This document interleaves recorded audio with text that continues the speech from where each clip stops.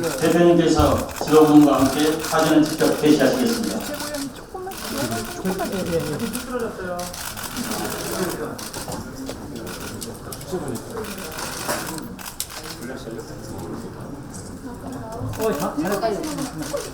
비틀어졌어요. 네.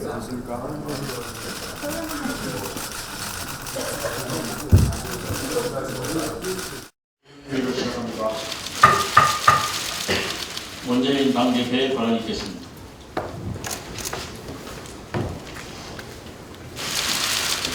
북한이 돌아오는 동강수 이번에 장거리 미사일 발사 시험을 강행했다고 미리 예고하고 있습니다. 북한의 장거리 미사일 발사는 명백한 이전 결의 위반입니다. 북한은 위성 발사라고 주장하지만 또 한편으로 미국 본토 위협 능력을 과시하는 모순된 발언을 하고 있어서 설득력이 없습니다. 북한 당국은 미사일 발사 실험이 스스로를 더욱 고립시킬 뿐이라는 점을 분명히 알아야 합니다. 한편 우리 정부의 대책이 무엇인지 묻지 않을 수 없습니다. 미국과 중국 등 주변국이 더 신속하고 단호하게 나서고 있습니다. 왕이 중국 외교부장은 이런 결의 이행을 단호롭게 강조하고 있고, 성김 육자회담 미국 수석 대표는 북한과 대화를 제안했습니다. 곧 있을 미중 정상회담에서도 주요 의제로 다루어질 전망입니다. 한반도 문제는 우리가 당사자입니다. 주변 강대국에 맡겨둘 사안이 아닙니다. 한반도의 운명은 우리가 주도한다는 확고한 인식이 필요합니다. 북한에 의해 야기되는 동북아 긴장을 예방하기 위해 모든 수단을 활용해야 합니다. 마침 지난 고위급 회담과 8.25 합의를 계기로 대화의 문이 열려 있습니다. 남북 당국 간 대화를 하루 속히 재개해야 합니다. 남북 관계뿐 아니라 동북아 협력 질서에서 우리 외교의 주도성을 높이는 길이기도 합니다. 정부의 적극적이고 선제적인 노력을 다시 한번 요구합니다.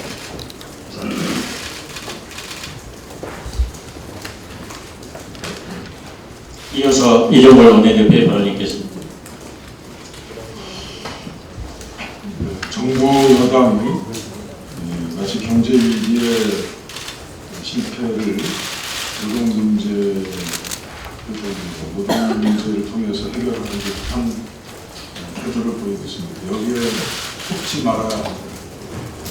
오늘은 가계부채 문제 두 차례 많이 열렸습니다만, 가계부채에 대한 새로운 지수들이 쭉 발표되고 있어서 그에 대해 말씀을 드리겠습니다.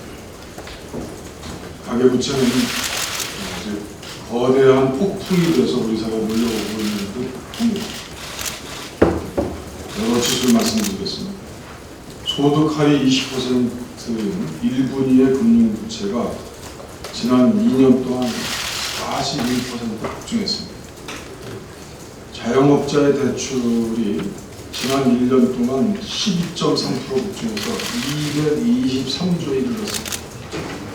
중국 경제 강착륙 그리고 미국 금리 인상 이런 외부 충격이 가해질 경우 우리 경제가 정말 말씀드리고 싶지는 않습니다만 도미노처럼 붕괴되는 난리라는 여러 평가들이 나오고 있습니다. 박근혜 정부의 부동산 거품을 조정하는 경제정책이 가계부채를 더 폭증시키고 있습니다. 주택담보대출 가운데 위험대출 71% 급증했습니다. 지난해 올해. 그리고 사실상 채무라고 할 수 있는 임대보증 역시 455조를 돌파했습니다. 정부의 빚내서 집사라 정책이 가계부채 악화를 부채질했습니다.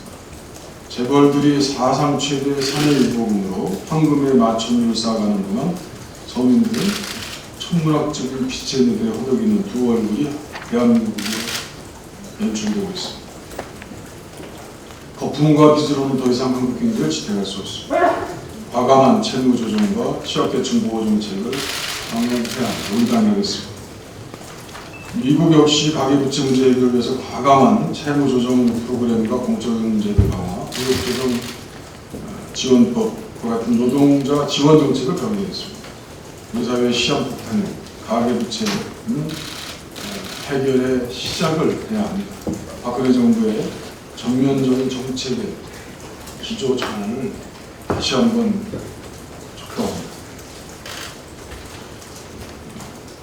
전후 70년간 지켜온 평화의 이름이 아베 가문에서 무너지고 있습니다. 아베 총리가 어제 A급 전범 외교부 기시노부스케 전 총리 영전을 창조해서 이른바 집단 자위권 확보 사실을 보고했습니다. 아베의 인식과 행태, 양식인 일본인들이 행동에 나서고 있습니다. 비탄 집회, 위헌소송, 소래배상 반 아베 연대 구축 모두 조직화된 분노로 확산되고 있습니다. 극우 성향의 상태의 신문 조사에조차 56.7%가 안보법 통과를 부정적으로 평가하고 있습니다. 일본의 절대 다수의 양심적 국민의 편에 설 것인지, 군국주의를 추구하는 아베 정부에 설 것인지 그들은 분명히 해야 합니다. 발빠른 대응만이 일본발 안보 쓰나미 침사를 막을 수 있습니다. 중요 영향사태법, 무력 공격 사태법 통과로 유사시 한반도 내 일본 자위대 직접 파견 가능성이 커졌습니다. 한반도에 핵무기를 전달하고 한국의 동의 없는 대북한 군사적 행동의 가능성도 열렸습니다. 눈치만 살피는 차일피 외교, 무기적 무능력 무대책의 상무 외교는 일본의 군국주의화를 막을 수 없습니다. 경부와 평화를 위한 균형자 외교의 재시동으로 일본의 군사 대국화에 대한 분명한 유감을 분명하게 표명해야 합니다. 이달 9월달에 박근혜 대통령의 유엔 방문, 내달 10월달에 열릴 한미 정상회담, 한중일 정상회의에서 철저한 준비로 의제화해야 한다고 생각합니다. 이상입니다. 이어서 주성용 최고위원의 발언이 있겠습니다.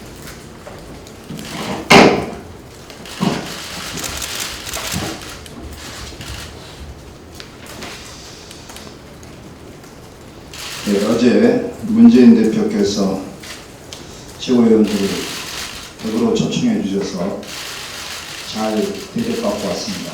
고맙습니다.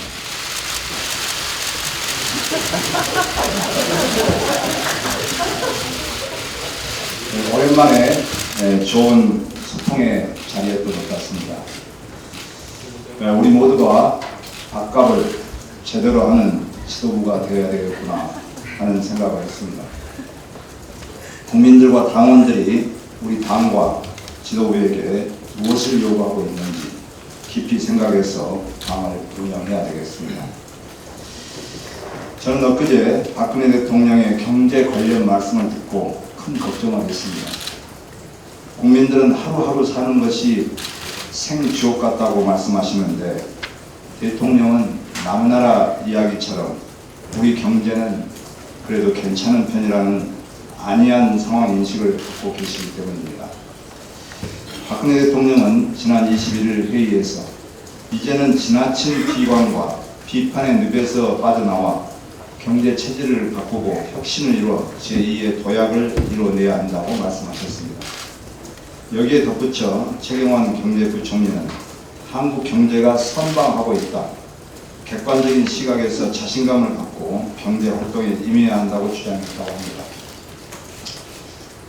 국민은 아니라고 힘들다고 하는데 대통령과 경제부총리만 괜찮다고 강변하면 어느 누가 동의하겠습니까? 국가와 국민 모두 빚더미에 올라앉아 있습니다. 국가 채무는 545조 원에 달하고 가계부채는 1130조 원 시대를 맞았습니다. 내수는 회복할 기미조차 보이지 않고 수출은 올해 초부터 날개 없는 추락을 거듭하고 있습니다. 국민들은 가족들과 살 집을 찾는 것조차 힘겹습니다. 수도권 아파트값은 역대 최고가 행진이 계속되고 있고 천정부지로 치솟는 전세와 월세에 전세 난민과 월세 유랑민이 속출하고 있습니다. 국민들은 수천만 원에서 1억 원이 넘게 상승한 전세값을 감당하느라 등이 휘고 있는데 비관하지 말라는 것은 위로는커녕 절망적인 국민들의 마음에 상처를 내는 시건입니다. 박근혜 대통령이 경제정책의 실패와 정부의 무능을 인정하는 것이야말로 민생 회복의 출발점입니다. 삶의 현장에서 성실하게 땀을 흘리며 일하고 있는 국민들을 또다시 희생양으로 삼겠다는 노동개혁에 올인할 것이 아니라 국민이 체감할 수 있는 경제 회복과 민생 살리기에 전력을 다해달라는 말씀을 드립니다. 이상입니다. 이어서 전병헌 최고위원의 발언이 있겠습니다. 네, 오늘 아침 우리 민주당 60년의 역사를 열게 해주신 신익희 선생님과 그리고 민주정부 1기 윤도선 장면 정부 그리고 이제 민주정부 2기와 3기를 여는 우리 김대중 노무현 대통령님과 함께 우리의 역사를 이제 바로 세우는 간단한 인식이 있었습니다. 참으로 의미 있다고 생각합니다. 지난 창당 60년 기념식을 통해서 60년간 민주, 민생, 통일의 맥을 이은 우리 당의 자랑스러운 역사적 정통성을 재확인했습니다. 우리의 60년 역사는 하루아침에 만든 또는 만들어질 반짝 1인 신당으로는 결코 이뤄낼 수도 흉내낼 수도 없는 우리만이 갖고 있는 자랑스러운 소중한 자산입니다. 창당 60년을 맞이하면서 무엇보다도 우리에게 절체절명의 과제는 화합과 통합입니다. 지도부부터 솔선수범해 나갈 것입니다. 우리 주도영 최고께서도 말씀을 하셨습니다만 어제 문재인 대표 댁에서 지도부 이른바 단합회가 의미 있게 있었습니다. 화합과 소통의 자리였고 서로가 마음을 열고 서로의 허물을 벗겨주는 자리였습니다. 모두가 한마음 한뜻으로 당을 추스려 갈 것을 사실상 결의했고 그리고 우리 모두가 이와 같은 자리가 아주 효과적이었다라는 그런 마음을 모아서 정리하기도 했습니다. 60년 우리의 60년 정통성을 기반으로 이제 문재인 대표를 비롯한 우리 지도부부터 혁신하고 통합하는 데 솔선수범해 나갈 것입니다. 작은 차이로 인한 갈등을 극복해야 할 것입니다. 단결하고 화합하라는 국민과 당원의 명령을 거역하면 역사의 죄인이 된다는 사실을 우리 모두는 잘 알고 있습니다. 창당 60년 기념 사업회는 앞으로도 다음 달부터 전국 수련 사진전과 방뿌리 찾기 운동을 지속화시켜 나갈 것입니다. 아울러 민주 60년 당사 발간을 통해 새로운 통합의 결실을 맺는 작업도 금년중에 마무리할 것입니다. 아울러서 당명 개정에 대한 폭넓은 의견도 수렴해 나갈 것입니다. 무엇보다도 당원들을 중심으로 그리고 당의 원로 고문님들과 김한길, 안철수 직전 공동 대표원님을 비롯한 전직 대표들 그리고 의원님들까지의 의견 수렴을 할 것입니다. 광폭 의견 수렴을 해서 차분하고 질서 있게 제2의 창당 작업을 진행해 나갈 것입니다. 저는 그 일찍부터 석패율 제도가 필요하다고 강조해 왔습니다. 석패율제는 지역주의 타파와 사표 방지, 지역 대표성 확대까지 이룰 수 있는 일석삼조의 효과를 거둘 수 있는 아주 효과적인 선거제도 개선 방안입니다. 석패율제와 우리나라의 권역별 비례대표제는 결코 배치되는 개념이 아닙니다. 권역별 비례대표제가 지역주의 해소와 사표 방지라는 일석이조의 제도라면 석패율제도는 이를 보완해서 여기에 지역 대표성을 강화하는 일석삼조의 제도인 것입니다. 권역별 비례대표제만 가지고서는 취약 지역에서 지역주의 타파를 위해서 헌신한 지역구 출마자가 어쩌면 권역별 비례대표 당선자만을 위한 비용으로 소모품으로 전락될 수도 있는 문제를 안고 있습니다. 씨 뿌린 사람과 거두는 사람이 같아야 기본적으로 의미 있는 선거제도 개혁이라고 생각합니다. 지역주의 망령을 타파하고 지역 대표성을 강화하고 그리고 씨 뿌린 사람이 거둘 수 있도록 하는 일석삼조의 권역별 비례대표의 석패율 제도를 보완한 선거개혁 제도가 본격적으로 논의되어야 할 것입니다. 새누리당은 말로만 할 것이 아니라 이제 정치 단위의 대표급 회담을 통해서 이 문제를 조속히 해결해 가려는 노력을 성의 있게 보여야 한다는 점을 촉구합니다. 이어서 오영식 최고위원의 발언이 있겠습니다.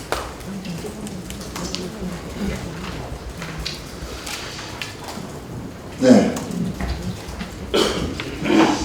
어제 박주선 의원의 탈당이 있었습니다. 최근 들어 세 번째 신당 창당 선언도 있었습니다. 이러다가 1인 창당이 유행되는 거 아닌가 싶습니다. 세 분 모두 우리 당 출신이고 호남 출신입니다. 한 분은 전남지사를 3선하셨고 한 분은 장관을 지냈고 한 분은 최고위원을 2차례 지냈던 분입니다. 당이 있었기에 그분들이 존재했고 당이 있었기에 그분들이 많은 것을 이룰 수 있었습니다. 세 분들은 모두 신당 창당 선언 속에서 대한 중용, 개혁 등 온갖 화려한 수사들을 말씀하셨습니다. 세 분 모두 호남 민심을 말했습니다. 그러나 저는 진정한 호남 민심은 더 혁신하고 더 단결하고 통합해서 총선에 승리하고 정권 교체를 이루어 달라는 것이라고 생각합니다. 국민들의 냉정한 평가가 있으리라 확신합니다.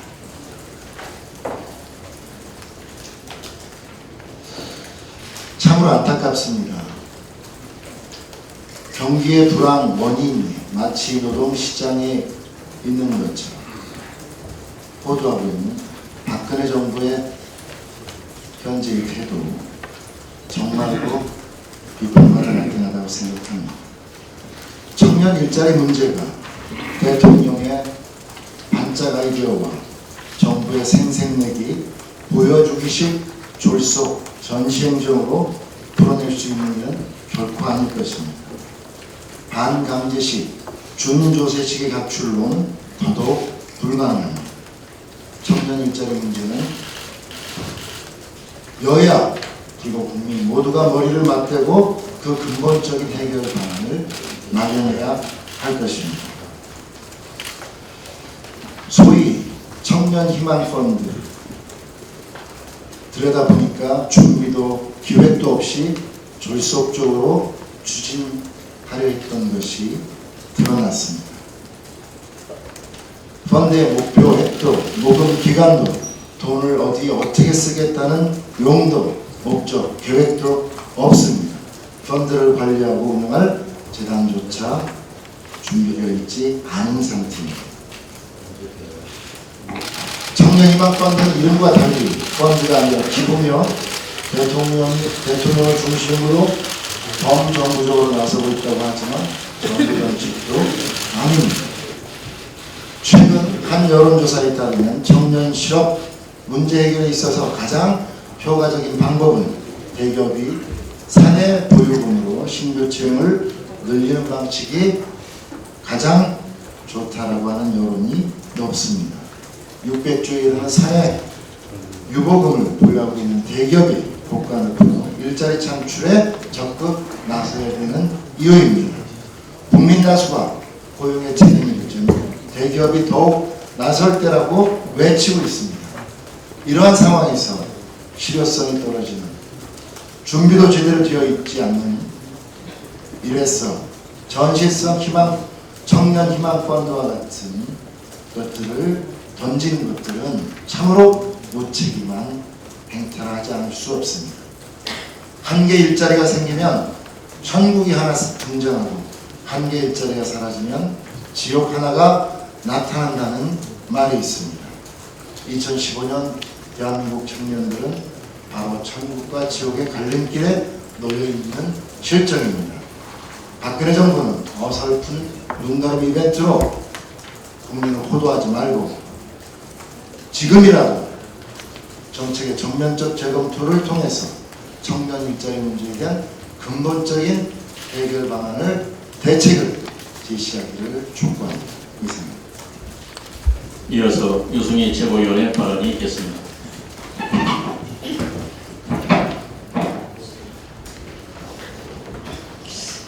예, 아침 그 동네 전철역에서 의정 보고서를 나눠드리는데 한 지지자가 오셔서 어제 밥 같이 먹던데 참 잘했다 이렇게 말씀을 하셨습니다.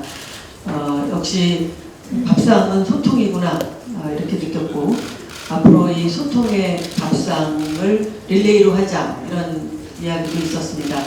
어제 밥상을 차려주신 우리 문재인 대표님께 그리고 사모님께 감사의 말씀을 드립니다. 새누리당과 정부, 청와대가 정책조정협의회를 열어 노동개혁 5대 법안을 정기 국회 내에 처리하기로 했습니다. 노사정 타협이 결국 국민 눈속임이라는 것이 만천하에 드러났습니다. 대국민 사기극입니다. 16일 노사정이 추후 재논의하기로 한 사항이나 타협안에서 논의도 안 된 사항을 5대 입법안에 넣었습니다. 결국 임금 삭감, 시효 해고, 비정규직 확대를 강행하겠다는 것입니다. 노사정 타협안을 추인했던 한국노총조차도 5대 입법안을 합의 위반이라고 강력 반대하고 있습니다. 어제도 한국노총은 정부가 일방적으로 시한을 정해 행정 지침을 마련하겠다고 한 것은 명백한 노사정 합의 위반이라고 논평했습니다. 노사정 타협안이 잉크도 안 마른 상황에서 5대 입법안을 강행하겠다는 것은 애초 노사정 타협의 정신과 절차에는 관심조차 없었다는 것을 증명하는 것입니다. 노동개혁은 충분히 대화, 토론, 그리고 타협해야 할 국가적인 과제임을 박근혜 정부는 잊어서는 안 될 것입니다. 정부가 군부 독재적 발상으로 일방 통일해서는 안 됩니다. 지금이라도 야당이 제안하는 사회적 대타협 기구 구성에 협조하십시오.